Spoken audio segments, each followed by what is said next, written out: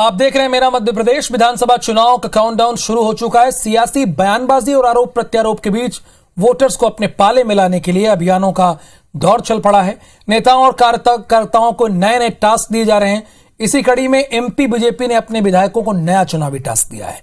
जनसंपर्क का आपको एक रिपोर्ट दिखाते हैं जो इसी पर आधारित है।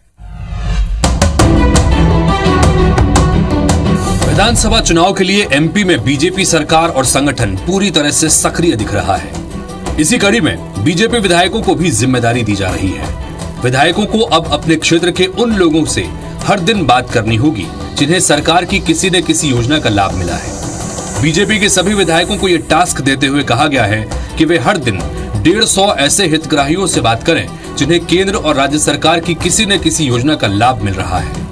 जिन लोगों का फीडबैक नेगेटिव है उनकी नाराजगी की वजह भी पता करने का प्रयास करें। बीजेपी की इस कवायद पर कांग्रेस सवाल उठा रही है। बूथ अध्यक्ष के साथ में ये मैपिंग करने का प्रयास कर रहे हैं कि उसमें बूथ में कितने हितग्राही रहते हैं और एक कार्यकर्ता को कितने हितग्राहियों से संपर्क सुनिश्चित करना है, संबंध बनाना है, फिर हितचिंतक बनाना है और फिर भाजपा का वोटर बनाना। भारतीय जनता पार्टी विधायकों और सांसदों के लिए गाइडलाइन तय कर रही है। विधायकों में मंत्री भी शामिल होते हैं। उनके मंत्रियों के परिवारों को लेकर भी कुछ गाइडलाइन तय करें। विधायक रेत का उत्खनन करने के लिए गोलियां चलवाते हैं अपने समर्थकों से।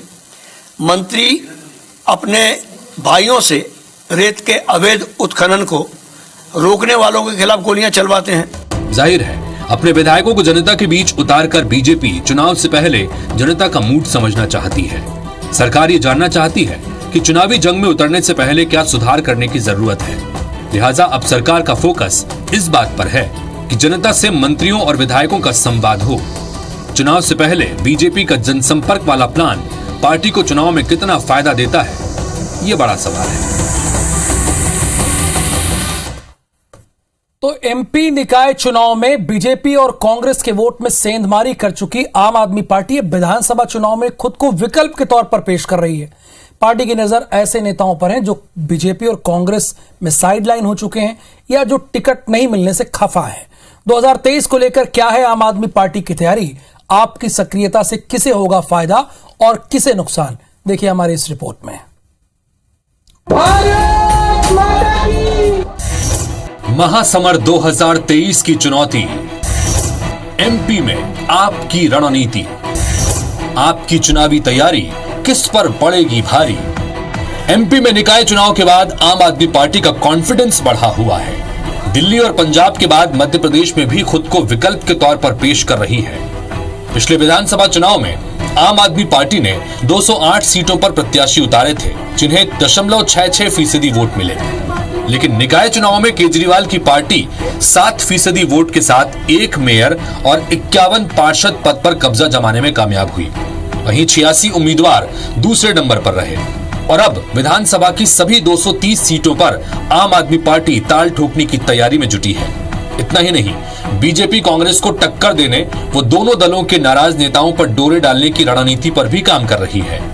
अभी 28 दिसंबर को दिल्ली में एक बैठक हुई है, पार्टी के नेशनल जनरल सेक्रेटरी ऑर्गेनाइजेशन के द्वारा ली गई है और यहाँ पुनर्गठन भी अभी इसी महीने संभावित है और उसके बाद से पार्टी पूरा जो है वो लाव लश्कर के साथ काम करेगी और गुजरात से बेटर परिणाम मध्य प्रदेश में मिलेंगे और किंग नहीं तो किंग मेकर की भूमिका में पार्टी 2023 के चुनाव में आप देखेंगे। आम आदमी पार्टी की सक्रियता से किससे फायदा होता है और किससे घाटा, ये तो आने वाला वक्त तय करेगा।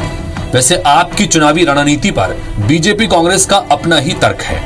इस देश में हर एक व्यक्ति को, हर एक पार्टी को चुनाव लड़ने का अधिकार है।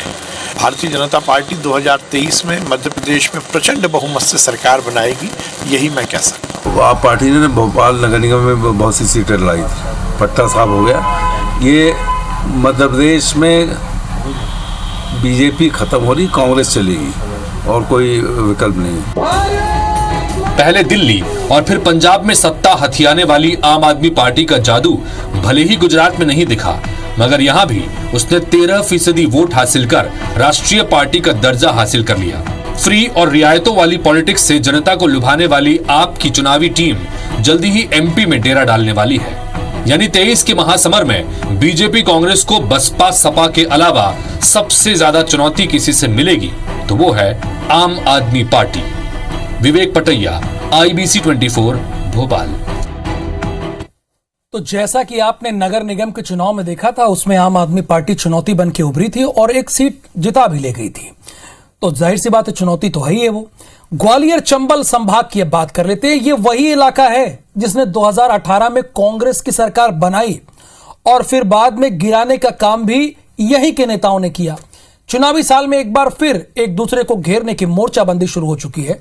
बीजेपी कांग्रेस ने जमीन पर ताकत झोंक दी है। 2018 की तुलना में 2023 का समीकरण किसके पक्ष में नजर आ रहा है, क्या कहता है ग्वालियर चंबल का संभाग, आप हमारी इस रिपोर्ट में देखिए।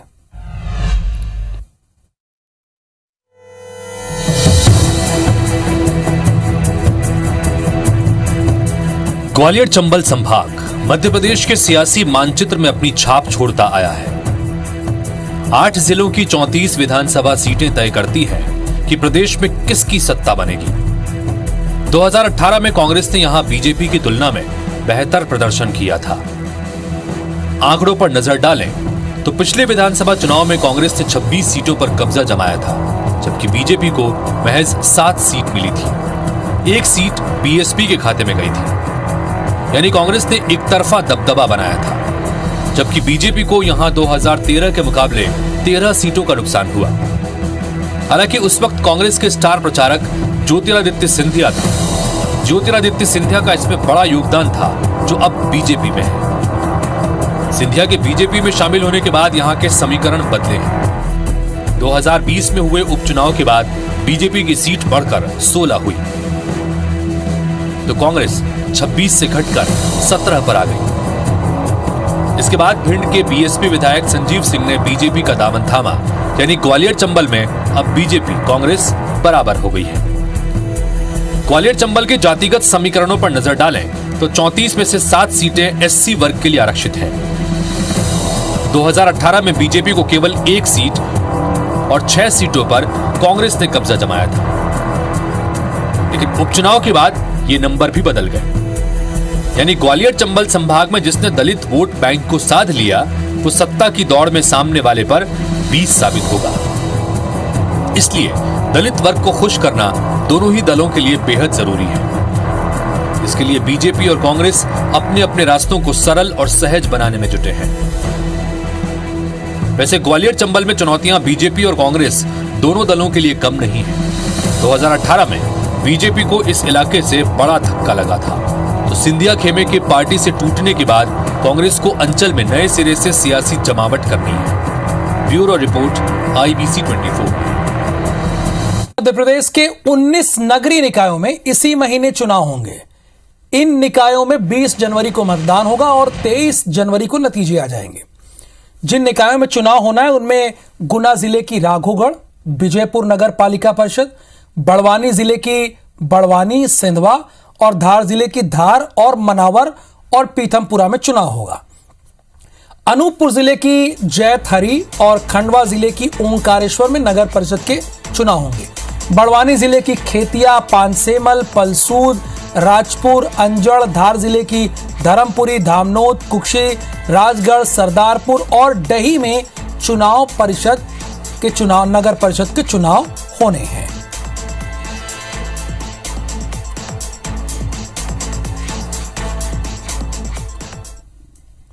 धार जिले में नगरीय निकाय चुनाव को लेकर भाजपा ने अपनी पूरी ताकत झोंक दी है। जिले के मनावर पहुंचे सीएम शिवराज सिंह चौहान ने मीडिया से बात करते हुए पूर्व सीएम कमलनाथ पर निशाना साधा। उन्होंने इन्वेस्टर समिट को लेकर कमलनाथ के ट्वीट को लेकर तंज कसते हुए कहा, कमलनाथ कहते हैं कि सिर्फ आधा प्रतिशत से भी कम निवेश हुआ है, जबकि इन्वेस्टर ग्लोबल समिट में पूरी दुनिया के निवेशक शामिल हुए और 15,42,550 करोड़ का इन्वेस्टमेंट करने का उन्होंने फैसला किया, जिसमें 29 लाख लोगों को रोजगार के अवसर पैदा होंगे। साथ ही उन्होंने कहा कि कमलनाथ से बड़ा झूठा दुनिया में कोई नहीं है। ये रोज ट्वीट करके कभी किसानों का कर्जा माफ करने की बात करते हैं, कभी कुछ करते हैं। इन्होंने कांग्रेस सरकार के 1.25 साल के दौरान 1.25 नौकरी भी नहीं दी। इसके अलावा उन्होंने कहा कि कांग्रेस सरकार ने तीर्थ दर्शन, मुख्यमंत्री कन्या विवाह जैसी योजनाओं को बंद करने का भी काम किया था। आज मैं आपसे निवेदन करने आया हूं, एक ट्वीट, कभी कहते हैं किसानों का सारा कर्जा माफ कर देंगे, मुख्यमंत्री कन्या विवाह जैसी योजनाएं बंद कर दी थी, लेकिन अब और कुछ नहीं करना, जनता के बीच जाना भी नहीं, बस एक ट्वीट करना, कांग्रेस से बड़ी झूठी पार्टी और कोई नहीं। इंदौर में ग्लोबल इन्वेस्टर समिट तो संपन्न हुआ, अब आयोजन की समीक्षा की जरूरत है, जिसको लेकर सीएम शिवराज सिंह चौहान ने आज समिट की प्रगति की समीक्षा बैठक की। निवेश को लेकर चर्चा की गई। आपको बता दें कि एमपी में 15,42,540 करोड़ का निवेश आया है। निवेशकों की पॉलिसी क्लियर कर आगामी रोड मैप पर चर्चा की गई। सीएम ने जीआईएस की सफलता को लेकर अधिकारियों को बधाई दी और कहा कि हर सोमवार को वो खुद निवेशकों से मुलाकात करेंगे। वहीं संघ की प्रयोगशाला के प्रयोगों के हिसाब से एमपी सबसे ज्यादा मुफीद रहा है। इस वजह से किसी न किसी बहाने यहां संघ और बीएचपी से लेकर प्रमुख अनुषांगिक संगठनों के बड़े आयोजन सरकारी और गैर सरकारी माध्यमों से होते रहते हैं। हाल ही में प्रवासी भारतीय सम्मेलन ग्लोबल इन्वेस्टर समिट हुई, तो अब खेलो इंडिया यूथ गेम्स और G20 देशों के सम्मेलन का आयोजन मध्य प्रदेश में किया जा रहा है, जिस पर कांग्रेस विधायक आरिफ ने कहा है कि यह सब राजनीतिक स्टंट है। सरकार ने करोड़ों रुपए फूंक दिए लेकिन कुछ फायदा नहीं हुआ, जिस पर मंत्री सारंग ने कहा कि हम सारे आयोजन सफल रहे, ये प्रदेश नहीं देश के लिए खुशी की बात है।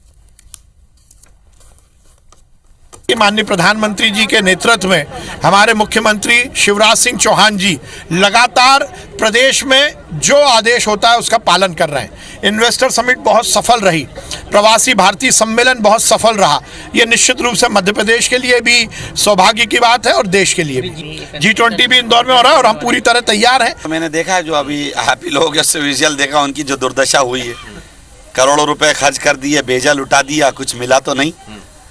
केवल ये इनका एक राजनीतिक स्टंट है और एक सत्ता पाने का एक हथियार और कुछ नहीं। मुख्यमंत्री शिवराज सिंह चौहान ने करनी सेना को माफ किया। दरअसल करनी सेना के आंदोलन में मुख्यमंत्री शिवराज सिंह चौहान के खिलाफ अभद्र टिप्पणी की गई थी, जिस पर सीएम शिवराज सिंह चौहान ने ट्वीट करके लिखा है कि पिछले दिनों एक आंदोलन के दौरान अभद्र भाषा का उपयोग हुआ।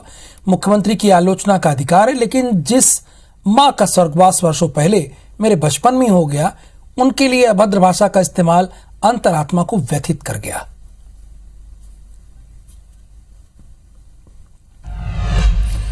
छिंदवाड़ा आपको लेकर चलेंगे। छिंदवाड़ा में भाजपा को बड़ा झटका लगा है।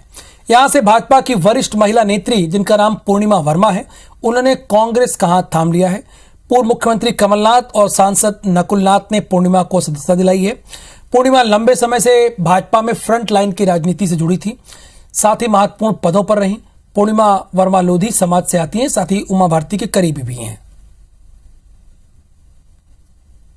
मुझे जोर शोर से आश्वासन देकर ले जाया गया कि हम जिम्मेदारी के साथ क्षेत्र के विकास की बात करेंगे, संगठन की बात करेंगे, जनता का काम करेंगे, लेकिन ऐसा कुछ भी वहाँ पर नहीं था। परिवार से बहुत बच्चे गुस्सा होकर घर छोड़ के चले जाते हैं। मुझे वापस मेरे मुखिया ने बुलाया कि वापस तुम्हारा स्वागत है, अपने परिवार को संभालो। और ये सांप्रदायिकता का माहौल भारतीय जनता पार्टी ने बनाकर रखा है, इसको सुधारने की जरूरत है। दतिया आपको लेकर चलते हैं। दतिया पहुंचे मध्य प्रदेश के गृहमंत्री नरोत्तम मिश्रा अपने अंदाज में नजर आए। कल जब गृहमंत्री कैफे के उद्घाटन में पहुंचे तो चाय बांटने लगे। आज जब गृहमंत्री आदिवासी समुदाय के बीच पहुंचे तो उनके पारंपरिक परिधान में ढोल बजाते नजर आए। जब गृहमंत्री बसई में क्रिकेट टूर्नामेंट उद्घाटन कार्यक्रम में पहुंचे तो हाथ में बल्ला थामकर चौके छक्कों की बरसात करने लगे। नरोत्तम मिश्रा आज दतिया में आदिवासी समाज के सामुदायिक भवन लोकार्पण कार्यक्रम में शामिल हुए। गृहमंत्री का आदिवासी समाज ने पारंपरिक वेशभूषा से नाचते गाजते स्वागत किया। गृहमंत्री भी जैसा देश वैसा भेष की तरह ढोल बजाते हुए आदिवासी समाज के बीच थिरकते नजर आए। अपने चुटेले और शायराना अंदाज के लिए खास पहचान रखने वाले गृहमंत्री नरोत्तम मिश्रा ने अपने भाषणों की शुरुआत संग गीत पद का अंतिम लक्ष्य नहीं है, सिंहासन चढ़ते जाना से की है। गृहमंत्री ने प्रधानमंत्री मोदी का सबका साथ सबका विकास का नारा दोहराया। हमारे प्रधानमंत्री मोदी जी का नारा है सबका साथ सबका विकास सबका विश्वास, सबका प्रयास। हमें गीत में यही बना के सिखाया जाता है कि पथ का अंतिम लक्ष्य नहीं है सिंहासन चढ़ते जाना, और सब समाज को लिए साथ में आगे है बढ़ते जाना। अंतर्राष्ट्रीय हिंदू परिषद के राष्ट्रीय अध्यक्ष प्रवीण भाई तोगड़िया देर रात मुरैना दौरे पर आए। निजी कार्यक्रम में शामिल होने वाले प्रवीण तोगड़िया ने राहुल गांधी और लव जिहाद के मामलों पर जमकर हमला बोला। साथ ही उन्होंने कहा कि सरकारों को शिक्षा, चिकित्सा और महिला रक्षा पर कई कड़े महत्वपूर्ण कदम उठाने चाहिए।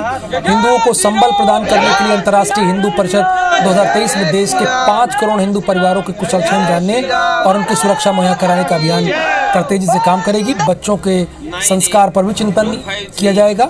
लव जिहाद जुड़े एक सवाल के जवाब में उन्होंने कहा कि इससे प्रगति नहीं दुर्गति हो रही है। विदेशी फंडिंग कारण मुस्लिम युवक हिंदू बेटियों को बरगलाकर अपने जाल में फंसा रहे हैं। कोरोना के प्रथम वेव के दौरान हमने 571 जगह पर भंडारा चलाकर 35 लाख लोगों को खिलाने का काम किया और 25 लाख लोगों को मास्क बांटने का काम किया। सीधी जिले में मकर संक्रांति मेले के दौरान फूड पॉइजनिंग मामले में सीएम शिवराज सिंह चौहान ने संज्ञान लिया है। उन्होंने कलेक्टर को फौरन बीमारों के समुचित इलाज के निर्देश दिए हैं। इसके बाद सीधी कलेक्टर ने रामपुर नैकिन पहुंचकर अस्पताल में भर्ती लोगों का हालचाल जाना और सारी व्यवस्थाओं का जायजा लिया। सीएमएचओ मामले की मॉनिटरिंग कर रहे हैं। आपको बता दें कि जिले के खेड़ा क्षेत्र में सोन नदी के महेशन घाट में मकर संक्रांति मेला लगा था, जहां दूषित खाने के करीब 200 लोग बीमार हो गए, जिसके बाद उपचार के लिए उन्हें सामुदायिक स्वास्थ्य केंद्र रामपुर ले जाया गया। लोग इतना ज्यादा थे कि अस्पताल में बेड कम पड़ गए। फिलहाल सभी का इलाज चल रहा है। अभी डॉक्टर साहब से चर्चा मेरी हुई है, मुताबिक चर्चा कोई भी ऐसा बंदा नहीं, कोई भी ऐसा पेशेंट नहीं है जो सीरियस कंडीशन में हो, और लगभग जो जितने पहुंच चुके हैं यहाँ उनका सबका इलाज जारी है। आम जन जो आए हुए हैं उनसे यही बस रिक्वेस्ट, उनको समझाइश दी जा रही है कि हॉस्पिटल के अंदर भीड़ न लगाएं। ऐसा कोई पैनिक क्रिएट करने की स्थिति नहीं है, सब नॉर्मल स्थिति है अभी। छिंदवाड़ा जिले के कन्हान नदी में परतापुर रेत खदान क्षेत्र में खनिज विभाग और राजस्व विभाग की कार्रवाई से रेत माफिया में हड़कंप मचा है। कन्हान नदी से अवैध रेत खनन को लेकर ग्रामीणों में नाराजगी थी। शिकायत पर कलेक्टर शीतला पाटले के निर्देश के बाद संयुक्त टीम ने मौके पर पहुंचकर छापा मारा और 21 ट्रैक्टर जब्त किया।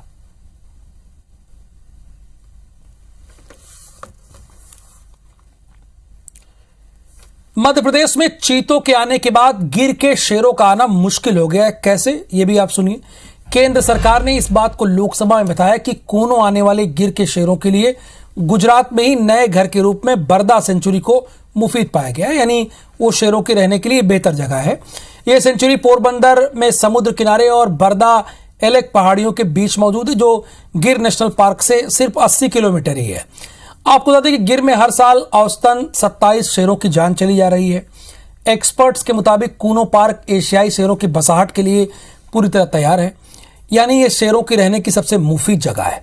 2 दशकों से इसे शेरों के लिए तैयार करने के बाद लगातार मेंटेन किया जा रहा है। सोचिए 20 साल से मेंटेन किया जा रहा है, लेकिन शेर नहीं है, चीते आ गए। भारत में शेरों को किसी महामारी से बचाने के लिए जरूरी है कि गिर से कुछ दूर शेरों को शिफ्ट किया जाए, लेकिन जहां पर शिफ्ट किया जा रहा है वो तो गिर से महज 80 किलोमीटर ही है। राष्ट्रीय स्वयंसेवक संघ की संस्था विद्या भारती देश और मध्य प्रदेश में सबसे आधुनिक प्राइवेट सैनिक स्कूल खोलने जा रहा है। खास बात यह है कि इस स्कूल की शुरुआत संघ स्थापना के 100 वर्ष पूरे होने के पर 2025 में की जाएगी। एक बात और इस स्कूल की खास बनती है कि यह स्कूल मुख्यमंत्री शिवराज के विधानसभा क्षेत्र बुधनी में बागवाड़ा गांव में नर्मदा तट के पास बनाया जाएगा। स्कूल करीब 50 एकड़ में फैला होगा। प्रारंभिक तौर पर स्कूल के लिए 40 एकड़ जमीन विद्या भारती को मिल चुकी है।